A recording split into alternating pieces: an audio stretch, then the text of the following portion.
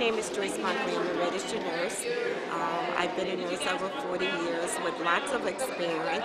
I just want to share with you some of my thoughts about why men do not go and get their prostate checked. We have a fear of going to the doctors, and they see a lot of black men and older black men do not trust doctors, and that is a misconception, and that's something we have to work on as a society to get people prepared so they can come out and go and get checked. So therefore, if there's a health screening available and they can go get your blood pressure checked, get your cholesterol, get your diabetes, and get the prostate, and there's screening that you can do so they can get you prepared and get you at ease, find someone that you're comfortable with, and take a partner with you and go to the doctor, and please go and get checked. It's very important. It's better that we find out sooner than later.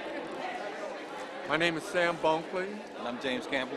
And we're both of the Victory Christian Fellowship Church in Newark, Delaware. Bear, Delaware. I think one of the reasons why black men don't go to get their prostate checked is because of the, what would I call that? I would say I was uncomfortable. Yes. I was very uncomfortable Yes. thinking about somebody Sticking I their guess because of the finger. stereotype. Yes, stereotype. And a lot of black men don't go to the doctor, period, because of the history of our culture with doctors. They just make us scared. I had a brother just telling me about the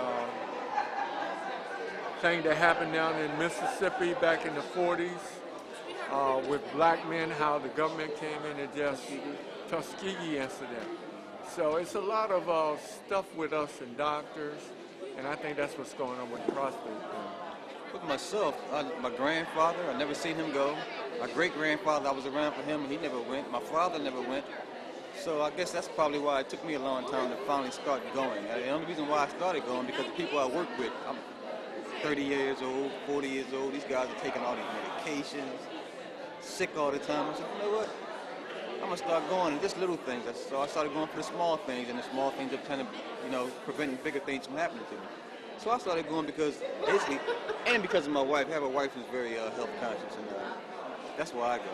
But I think more so we're uncomfortable, and we haven't had a history of going to the doctor. Exactly. I don't think a lot of people don't have insurance to go to the doctor. Exactly. So I think that's why we refrain from going to the doctor. And another thing, in our community, we have, just like James was saying, we have this thing where our fathers didn't go, our grandfathers didn't go, so it's like a traditional thing, but also it's a money thing today.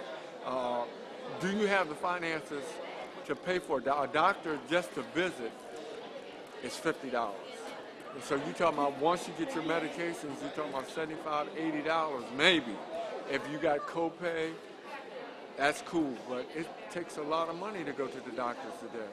So I think this thing where the government is trying to step up to the plate would be a good thing, especially for black men, because most black men have families. Most black men have kids.